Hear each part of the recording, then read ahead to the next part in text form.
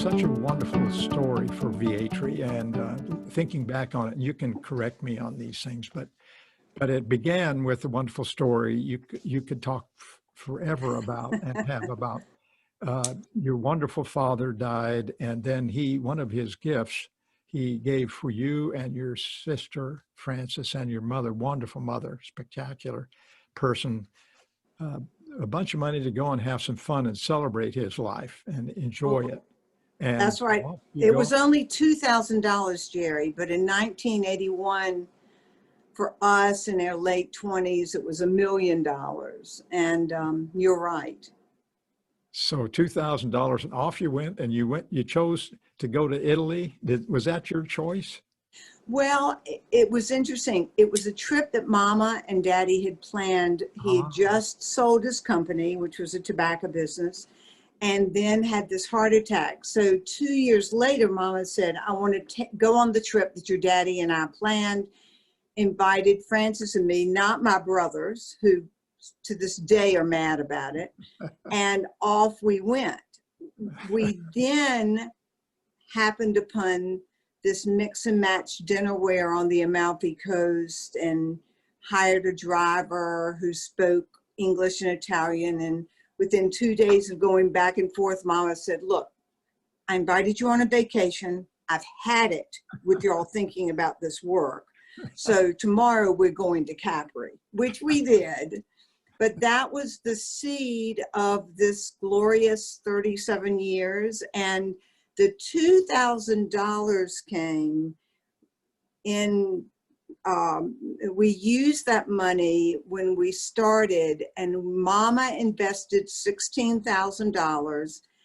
I invested my $2,000. Frances invested her $2,000. So our seed money was $20,000. That was the beginning.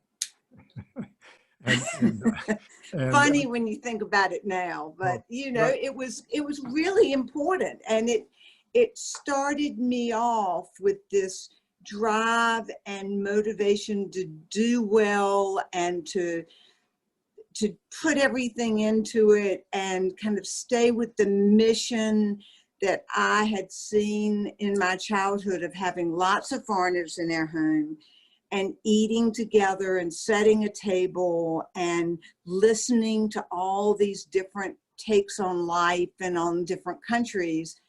The food was always the same, but the plates were always different. So that was the beginning. Isn't that interesting? And the thing I love is having the good luck to meet you many years ago and knowing and working through this is you really built, maybe didn't fully understand it. Well, maybe you did. A mission to provide the joy that you grew up experiencing with all the wonderful people in Eastern North Carolina and then in Italy, and the joy of having family times together and meals together and company and friends and celebrating life, and then doing so beautifully. Thank you. Here we are in 2020, and the bottom falls out with the coronavirus and the economic onslaught that followed. And so I think it would be helpful if you'd mind talking a little bit about what happened. When was the date where you guys started to realize that the world was changing forever in terms of particularly your business-wise as well as your life? I think when Bill Ross, my husband, and I really realized it was in Italy. We were in Florence. We had gone for a couple of months so that I could work and write these children's books. And it was the week of February 16th. And we kept hearing about it. We didn't have a TV, but we kept hearing on the street, and we'd be reading the news online. And during that week, from Monday to Thursday, Florence went from 1 to 135 people with COVID. And we thought, we better get home. So we went to the airport to get a ticket. It was mass chaos. We got out on Sunday. And when we arrived home that day, which was the 23rd, I think it was, they were starting to take temperatures at airports. So that was the beginning. I feel like I was having kind of a global experience. We were hearing about China. One of our manufacturers was close to the village where it had started in Italy, and the entire village in the Veneto region now had COVID. So I went home for 2 weeks for quarantine and started talking to my leadership team right then. So when I got back to work on the 15th, we had really already started talking about the what ifs. What if everything stops? What if this gets worse? And Mark Gabriel, I'd said, create the absolute worst scenario and 2 more, and let's talk about what that looks like. So I got back to work on Monday, the 15th of March, and on the 16th, the stock market crashed. So that was my first 2 weeks. Incredible. Yeah. So then you got back into work on the 15th, I guess. And so what did you start doing, or what did you guys, you remember the process you were experiencing in?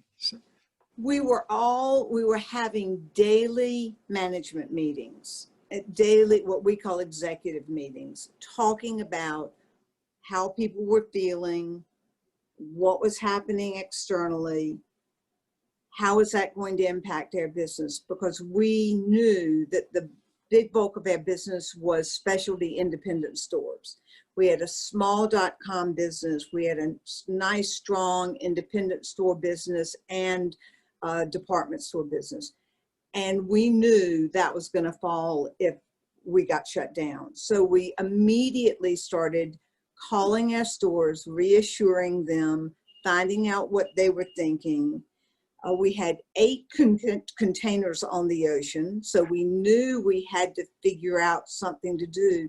And what kept coming back through having a board of directors as well, and 2 people massively in .com and marketing, is that we needed to focus on that .com business, that if it closed down, people would be home.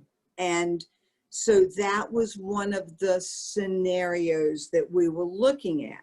Then we had a board of directors informational meeting on the 24th and got the go ahead and the encouragement that this was the right direction. We were still wondering what it was going to look like. And lo and behold, we were planning to have a warehouse sale on April 1st, which is a huge cash benefit to us. And I woke up and said, we're having it online. So in 6 days, we planned an online virtual warehouse sale. We usually do a couple of $100,000. I budgeted $50,000. I said, if we can do $50,000, then we know this in business. And in those days, we ended up doing $235,000. And I was just, I mean, right now I get goosebumps thinking we weren't prepared. We didn't have any idea that it was going to grow. But what it did is it was absolutely the impetus that we needed to look at that external environment and change fast, pivot, move. And so that's when we started furloughing. Yeah. And that's what I consider my phase 1. That kind of aha moment, huge success on .com. Now let's get our house in place for the furlough. So the warehouse success, I mean, surprising, I mean, be 5 times bigger than you would imagine. Yes. And then gave the confidence and really validated what two of your board members, Lisa Price and Joyce Fitzpatrick, yes. They were just extraordinarily, there's gifted and talented in that Very. whole internet marketing, and they pushed and urged, and the board said that makes great sense. And the thing that I love of what you did is you changed. You were willing to change, and you'd been moving down that path, and then so that you said, okay, let's go for it and do that. And then what did you do with your team, or how did you approach doing that? So, you know, we were also in the midst of furloughs. They hit right then. So Yeah. we furloughed 2/3 of our employees. We had 8 people in the office out of 40. And we had, well, 4 in the office and 4 in the outlet. So that in the warehouse, so that they could keep shipping, because we had small amounts of drop ship. We still had stores on the East Coast that were getting product, but March was horrendous. So we laid off 2 people, we furloughed the rest for 2 weeks, and then our employees, our warehouse people, took a 30% cut.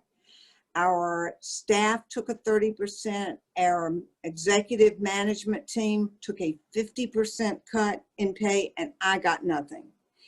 And I brought lunch every day.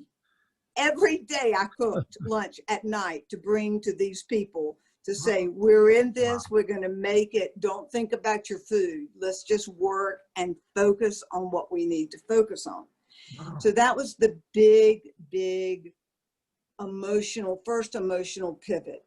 My thoughts were always, I'm going to pay these people back for their hard work and labor. I want them to see that I'm working just as hard as they are, and I want to keep them informed. And so that's when daily meetings happened. I was in the warehouse talking to those 4. We were adjusting our budgets. We had, you know, these 3 budgets, and were they even deep enough? And we were adjusting those and knowing, again, cash flow was going to be difficult. So, and on top of that, this was April, Holly Drawn, who had been our VP of Sales and Marketing,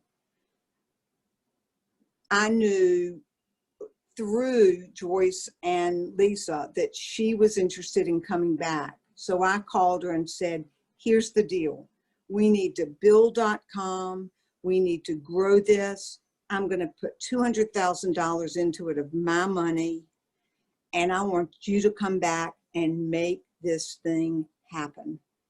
And that was one of the big lucky stars during this period. She was available. She knew the company. She loved the company. The staff knew her. They were saying, Susan, if you believe in this, let's go with it. And that's what happened. And that was April. So it was very fast.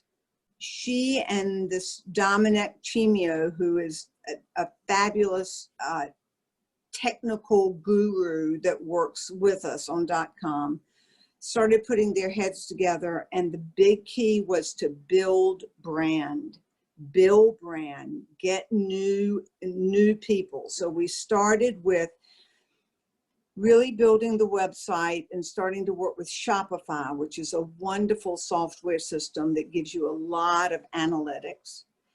And then we started I started something called happy hours, that every week I would speak with one of our vendors, or with you, or with a chef in Italy, or Frances Mays about her cookbook, and engage our end consumers and engage our factories, because it was hard here, but there they had cut everybody. They were getting no government help. All of the other Americans were going to Portugal for pricing, and it was us. So that kept relationships going, and we started building these relationships, and we found that day after day, even today, 65% of our purchasers are new people. Wow. So it's been incredible. So with that, how do you re-engage? How do you keep them happy? And on top of that, factories closed for 3 months. So we were going to be back ordered significantly in some product. How did we handle that with customer service? So we had all these complex issues with, on top of everything, it was about, are our employees okay? Are their families okay? Am I getting the support from my leadership team and from my board and from you of am I thinking through this clearly? And then making sure our vendors, once they started working, were working hard for us. Yeah, that is wonderful. Susan, do you have a sense how you felt during these different stages, like in the impact on you and on Bill, your husband, wonderful husband, who's so supportive and involved, but what you were going through for all leaders, it's just not easy, extraordinarily stressful. Well, you know, Jerry, I think you've told me this before, and I really do believe it. You know, family is a word that not only means Bill Ross, but it means people that you feel incredibly close to, that you trust. And I look at people here at VIETRI as my family as well. As far as my married family, I'm married to a glass half full, bright environmental attorney who sees the world through the next bird that he sees, or the next sunset that he sees, or the next walk he takes. And so I get some real positive support from Bill Ross. Yeah. And we have never spent so much time together in our lives. You know, we were cooking, we were eating at home, and it's been fantastic. I must say, it's been great. I heard someone talk about, you know, this whole work life balance, and they said something that resonated to me, which was, it's never going to be balanced. It's how you incorporate the two and how you utilize both in your life with your value set. And that's how it is for Bill and me. I mean, our work life is a compromise of time we spend feeling good about ourselves and feeling good together. So that was great. Yeah. How did I feel? I Yeah. gained a little weight, even with hiking. Too much getting up at 2 o'clock in the morning for an hour and a half and eating a bit, but that's going to come off. I never doubted we could do it. That's something that's kind of always been part of my DNA. I work really well under stress. I might work better under stress than I do when things are going real well, because when it's going real well, I'm going, okay, what's next? But I kind of went into my core values of communicating, being honest, walking my talk. We started having some virtual staff meetings. One recently where Bill came in and Jeff Campbell, who is our warehouse manager, did one that was athletically focused on Wayne Gretzky, saying it's not where you hit the ball, it's where the ball's going that you should watch. Yeah. And then the Yale basketball team was in the early NIT, and they had a big football star come, and he was talking about being pissed off for greatness.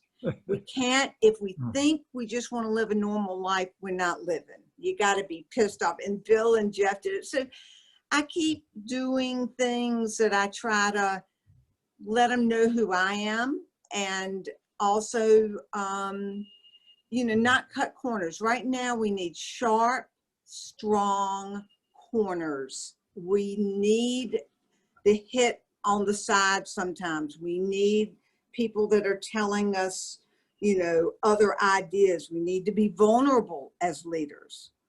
And as you have taught me so much, we've got to communicate.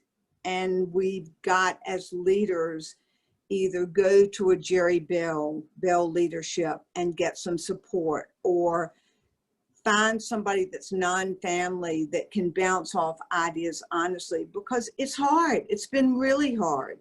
Couple things that add to that. One thing is your team seems to me, and then you can comment on this, your team seems to have been energized with you. I mean, just completely committed and excited, and my sense, and I'd love your comments, that they've actually risen their level of performance and abilities and commitment, worked harder and better and produced more. And you've had continued what you had, but built and excelled in having a culture that's really what we're calling an achiever culture, which is honesty, joy, giving your best, and being willing to make mistakes. So what is that correct, or what is your thinking about your people and your experience with them? You know, I'm listening to you, Jerry, and I'm thinking, is this just too goody two shoes? But the truth is, I got to pinch myself. Yeah. The answer is yes. And the answer is yes. When you get down to 4 people in your office running a company this size, they're there because they love it and they want to see success. Yeah. And every person from in the warehouse to my 5 vice presidents have worked really hard, really succinctly, very much together. When there have been issues, they have come together to discuss it and compromise. I mean, we're getting ready to have a year where our sales will be over, our revenue will be over our original budget. Of course, costs are down because we haven't traveled, but our profit, our net profit will be bigger than it's been in the history of this country. Yeah. Now, Company and that. it's great. Yeah. It's great, but it is about doing those small things for your team and making sure you're listening. You know, we'll print a T-shirt, give everybody a T-shirt that says "Poised for Greatness," you know, or we'll. They don't even know it, but on Thursday I'm giving every employee the same, and we're going to give them $500 each, just to say, "Job well done." Yeah. We've got 3 more months of this thing. Yeah. But it's about that. Yeah. You can't be greedy right now. Yeah. No, that is wonderful. So, Susan, looking back, and maybe it's too soon, you're in the middle of it, but in terms of initial thoughts of things you have learned and been learning, really about leading and leading in a crisis and reflecting on that, what are some of the things that come to mind as you think about it? Be intentional. You know, that leadership during crises means making decisions out of what you decide is the best option if there's conflict, and standing firm there.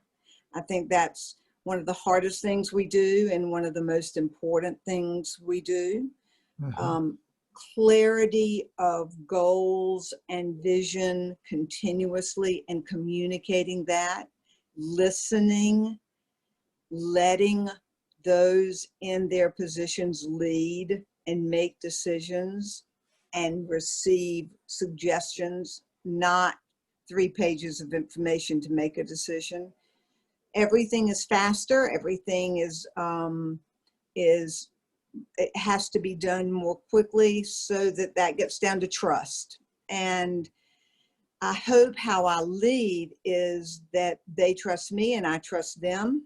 And when there is a difficult moment, I'm clear and pretty decisive in discussing those issues. But I think those things are important. I think the other, Jerry, for me is staying healthy, thinking about myself a little bit, making sure I'm healthy and I'm sleeping, and encouraging others that way. Because it's not just the work, it's making sure you've got endurance for the long haul. Yeah. And then seeking support. Use a board of directors or use a board of advisors, or call Bill Leadership or somebody that you can be vulnerable with to seek another angle of thought or a new idea. And I think this has been a period that you've said over and over. It's when creativity comes and and new ways of thinking about things and new options. And I think that comes better when you're rested.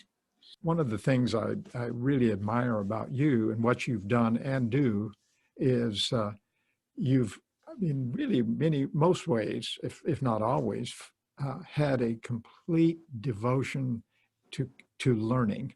So you've been an avid learner, you've been extremely inquisitive, you've always been alert to get new ideas. And so it's been a lifetime of growth and learning, continuing to learn. And another part of that, and I think the viewers will see it and hear it, is your willingness to ask advice and your vulnerability, meaning I'm willing to say, or I don't know everything, and I need your help. And the interesting thing I've observed is that is genuine, and how that impacts people is everybody wants to contribute and help, because you're after trying to achieve good things and with good intentions and good values, and really extraordinary people join you in doing that. In addition to your suppliers and artists throughout Italy, that they love you. I guess the third thing, and I think the people who are watching this, is to see your natural abilities with people. So you have grew up and built this and have this, a love for people and humanity and caring and curiosity, and you're able still to be strong and make tough decisions, but you truly build friends and build relationships and all over the world. So you have the people you do business with are friends and become friends. And so that's a real gift. It's the lessons people know, but you can't learn enough and learn more deeply is, unless you really care about people, it's hard to ever care about your customers. And you naturally do that. Well, I do thank you for that. And I started thinking about when I was 15 years old, and I was the first girl to give a sermon at my little Episcopal church. And I went in early, and my father sat on the very back pew, and as opposed to listening to my words that I'd worked so hard on it, he kept going, "I can't hear you, I can't hear you." It made me so mad. But what he told me after that was, never be afraid to express yourself if it's coming from the right place. And I think that's really true in really tough times as well as really good times. Yeah. And I think that people would be amazed if they can let down their CEO hat, take it off, and just talk from their heart, or try to talk from how other people are feeling in this world. It's tough for people out there. You know, I mean, we try to do a little something extra for the wife that has cancer, or the parents that are living in California right now.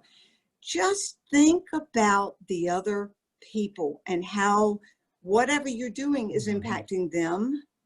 And then everybody gets on board because everybody feels a part of it. Susan, I've finished, but thank you for devoting your time to us and sharing your ideas, and